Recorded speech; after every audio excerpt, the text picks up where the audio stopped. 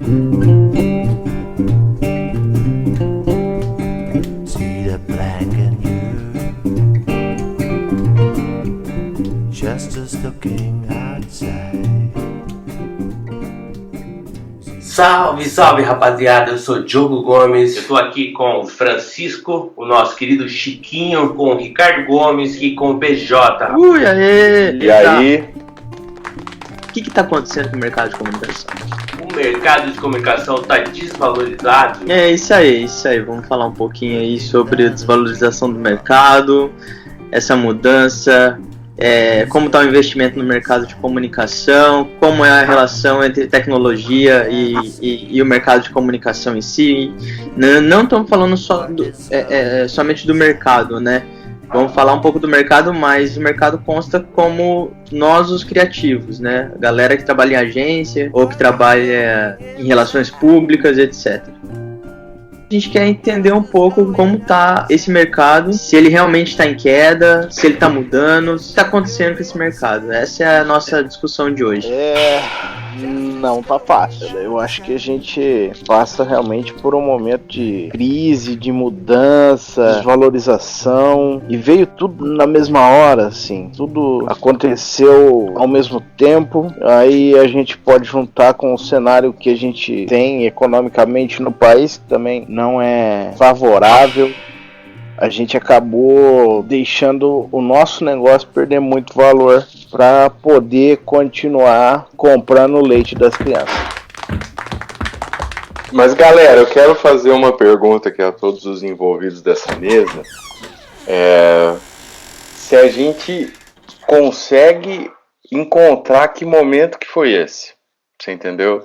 E se na verdade a gente só não tá percebendo que o mercado tá mudando mesmo para outro tipo de formato de comunicação, de vender o seu produto, outras ferramentas, e que a gente está acostumado a um formato padrão de agência, sei lá, de comercial de TV, porque a sensação que eu tenho é muito isso, sabe?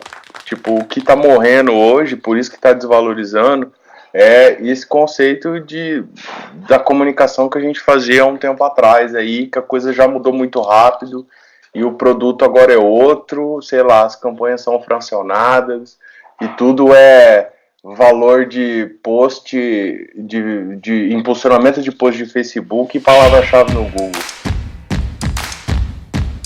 Bonito, hein? Bonito. Filosofia bonito. Agora, né? Falou muito bonito, cara. Digno de um trabalho de conclusão de curso. Mas é real, cara. É real. Falou verdades, porque hoje o investimento em comunicação em redes sociais, em mídias digitais, e basicamente é isso. Talvez a gente não tenha notado que isso é um tipo de comunicação também. Que entra também, que é um tipo de comunicação, e que a gente não tenha colocado ele no nosso conceito de comunicação, tinha excluído esse mercado, né? Ou nós, como dependentes de agência, não tivemos contato, né? Porque a mudança das agências para o digital foi bem lenta, né? Por isso que várias agências morreram. Então talvez a gente não teve contato suficiente para entender que isso é um tipo de comunicação e que veio para ficar. Só que, e a comunicação offline, meus amigos? Como fica?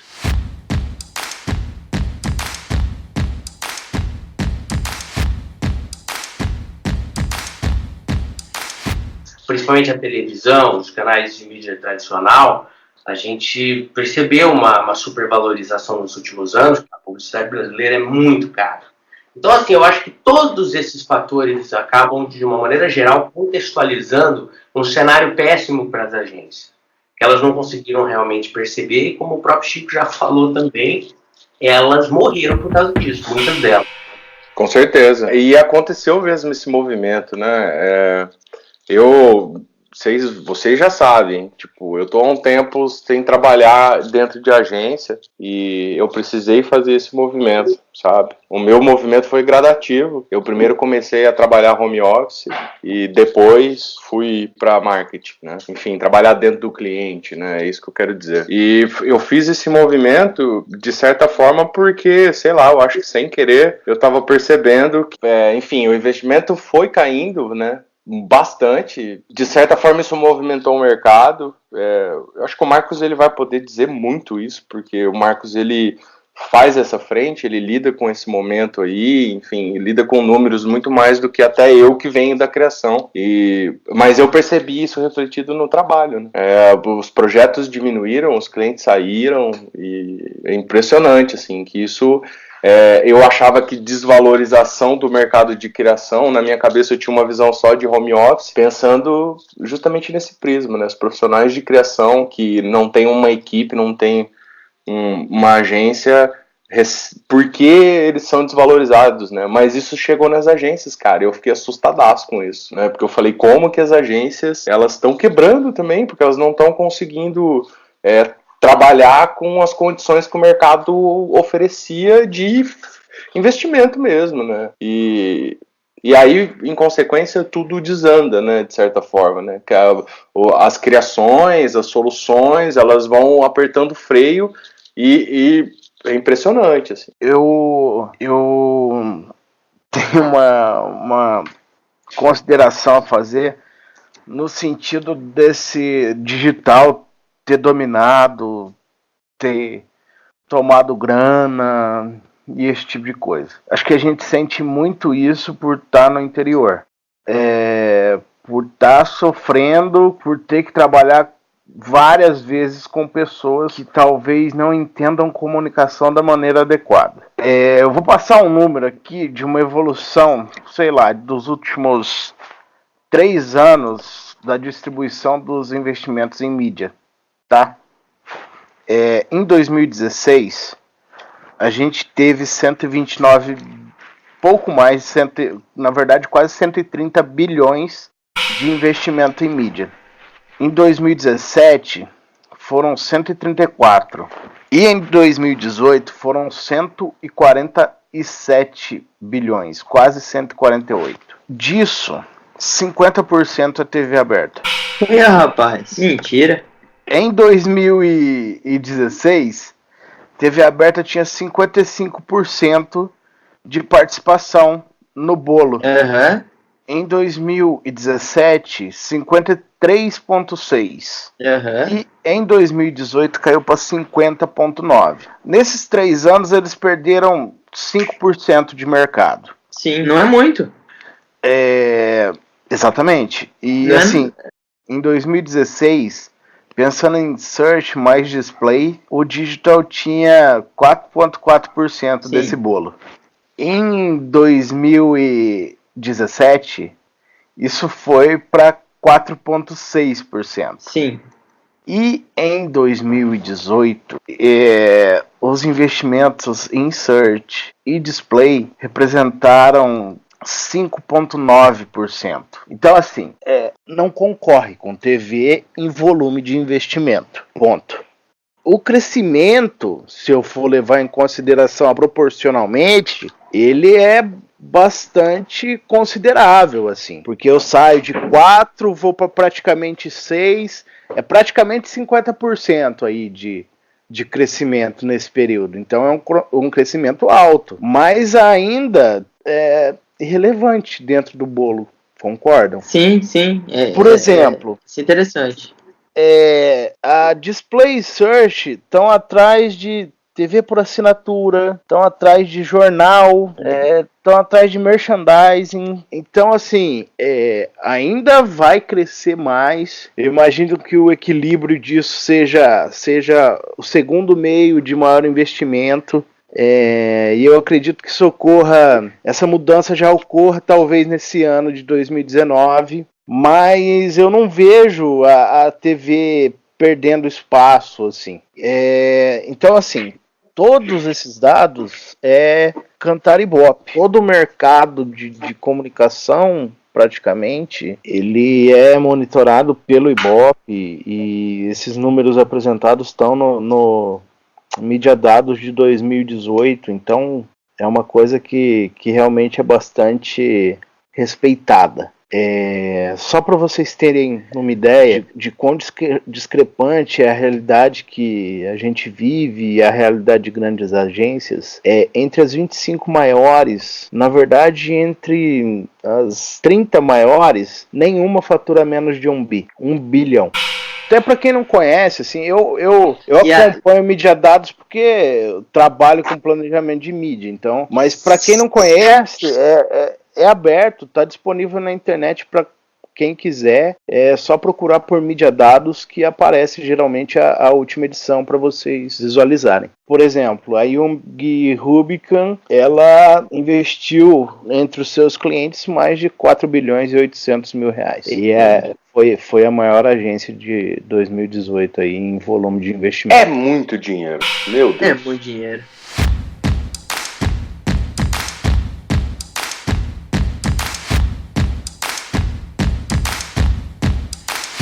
Você poderia dizer para nós, Marcos, em contrapartida de tudo isso que você está falando sobre o mercado brasileiro de propaganda, que é, de fato, um mercado considerável. Aliás, São Paulo é o segundo maior mercado de propaganda do mundo, só perto de Nova York, né? É uma coisa incrível o que o Brasil movimenta de dinheiro nessa área. Fala um pouco para nós, se for possível, não sei se você tem os dados aí agora, sobre a realidade no interior, por exemplo, do Paraná. Não tem, cara, não tem essa informação dessa maneira, não consigo te precisar.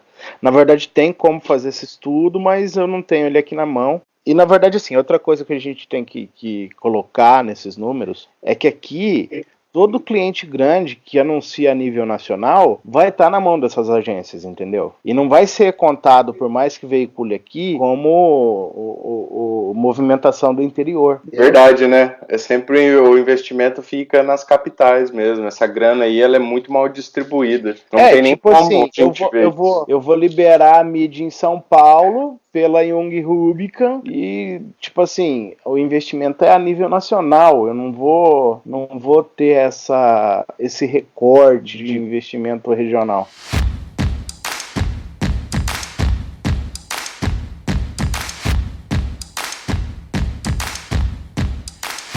Bom, galera, eu vou começar aqui uma análise rápida de alguns números que eu levantei aqui para essa nossa discussão, e é uma coisa muito interessante porque é uma pesquisa baseada no Google Trends, que é uma ferramenta do Google que mede as pesquisas e a relevância de alguns termos para a ferramenta do Google, né? Então, eu fiz um estudo aqui de 2004 até hoje, usando algumas palavras que a gente pode considerar que são características de dois momentos diferentes do mercado de comunicação. Eu usei duas palavras, design gráfico e a palavra marketing digital, as palavras, né? A intenção foi justamente usar um termo que era muito quente no início da revolução da comunicação digital, dos computadores com recursos de manipulação gráfica, com mais tecnologia, onde o design gráfico ganhou a robustez que ele tem hoje e permitiu que a comunicação chegasse no nível cinema, enfim, tudo que diz respeito à criação visual, chegasse no nível que ela está hoje. Em contrapartida, o marketing digital, que hoje é um termo super em ascensão, como que ele era há algum tempo atrás? Essa pesquisa, ela diz exatamente o que para nós? Que numa escala de 0 a 100, em 2004, a palavra design gráfico ocupava algo em torno de 90, ou seja, ela era uma palavra hype.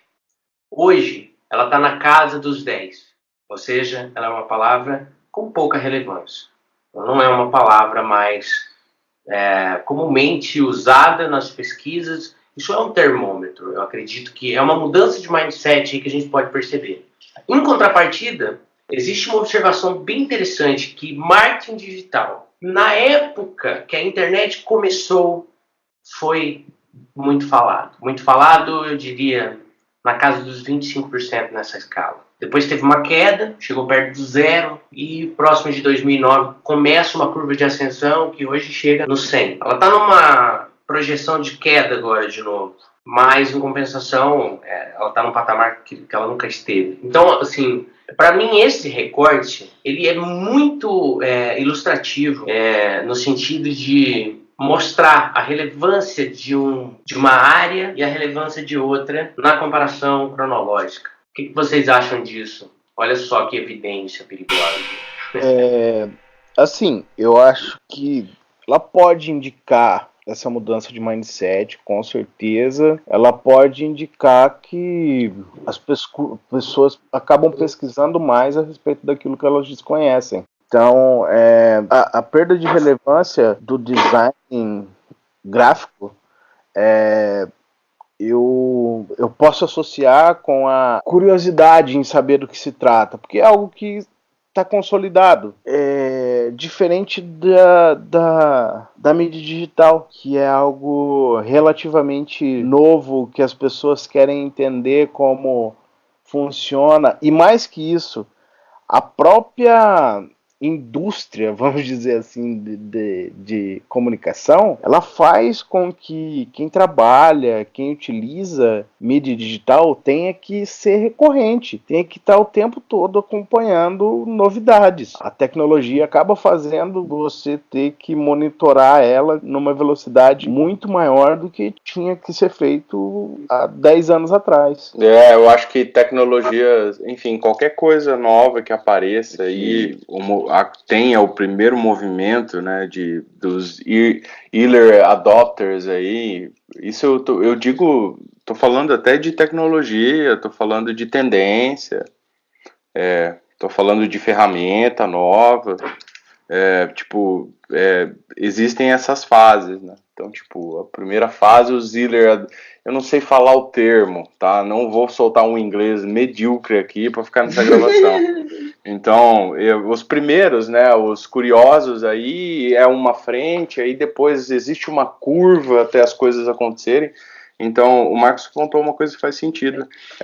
Eu acho que a nossa área, ela tem que lidar com essa estabilidade mesmo. E profissionais que conseguem olhar esses dados e interpretar eles bem, faz diferença. Né, e é por isso que... Será que é por isso que rola esse movimento de mudanças de nomes das coisas para gerar maior interesse?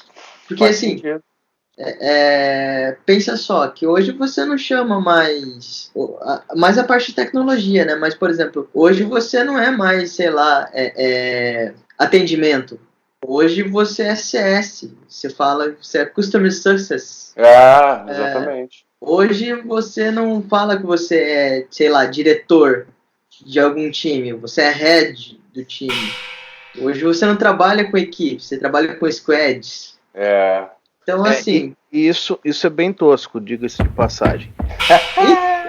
Pois é, eu também acho. Mas será que esse movimento fez com que gerasse mais interesse em tecnologia?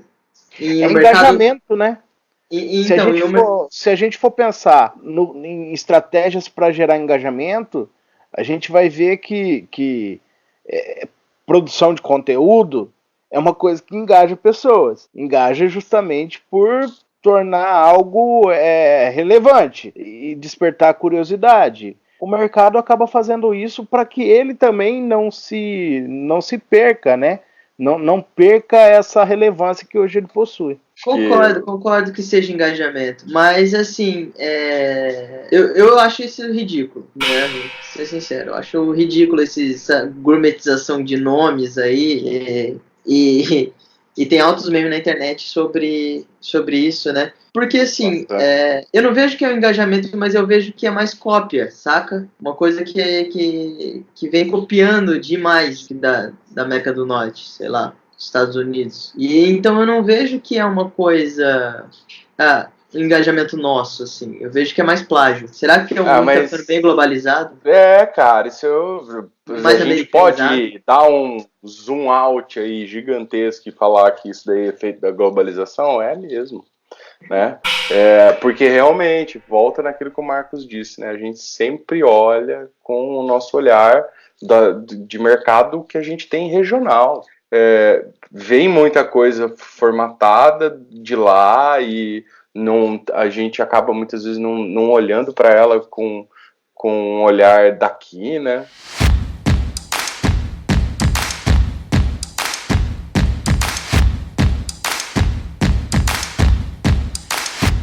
É possível mesmo que o homem esteja evoluindo para uma era totalmente digital e a gente realmente aqui está sendo careta o suficiente para não sacar isso? É isso que é muito legal nesse podcast. Fazendo uma reflexão rápida e sem muita análise, né? A gente pode estar pecando em não saber transformar todo esse volume de dados que a gente possui atualmente em experiências reais. E isso acaba fazendo a gente perder relevância e perder valor. Eu acho que isso é discussão com outro programa. Esse é um podcast que realmente vai render provavelmente outros assuntos e outras conversas. Eu só queria realmente fazer um breve comentário sobre uma ótima indicação que foi recebida pelo irmão Ricardo Gomes. O melhor livro que eu li nos últimos 10 anos da minha vida, com certeza. Sapiens, do Yuval Noah Harari, é isso? Exatamente. Meu, fantástico. Que livro espetacular. Eu acho que fala muito disso tudo que a gente está falando, só que, claro, né, com uma perspectiva muito maior, falando sobre a humanidade como um todo. Mas ele fala um pouco também sobre essa nossa digitalização, né? Como que as novas gerações estão nascendo e o que a era digital está fazendo com o cérebro humano. Isso é incrível. Até final de outubro tá em promoção lá na Livraria Curitiba. Tem o Pocket e tem o modelo tradicional.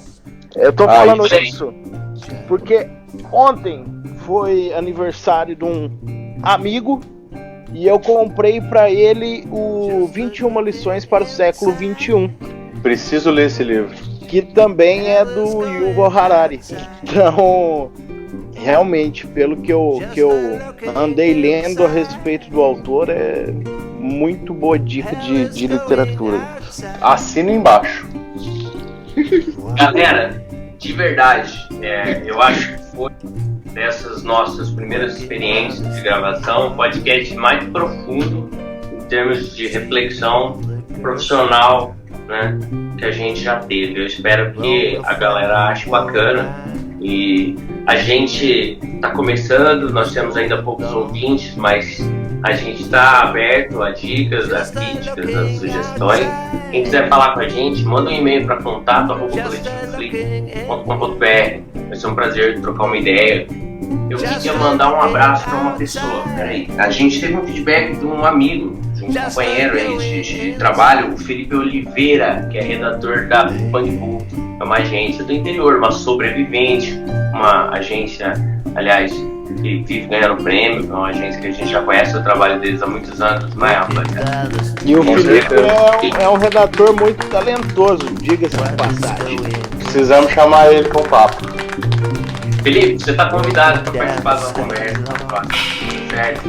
Um abraço, gente. Eu queria agradecer, rapaziada, isso aí foi demais. Depois disso, eu acho que eu nem preciso dar tchau. Valeu, tchau, gente. Valeu, Até um abraço. Galera, esse foi mais um Aumenta Louco. Muito obrigado pela audição, muito obrigado pelo tempo de vocês. Espero que vocês tenham gostado. Justice going outside.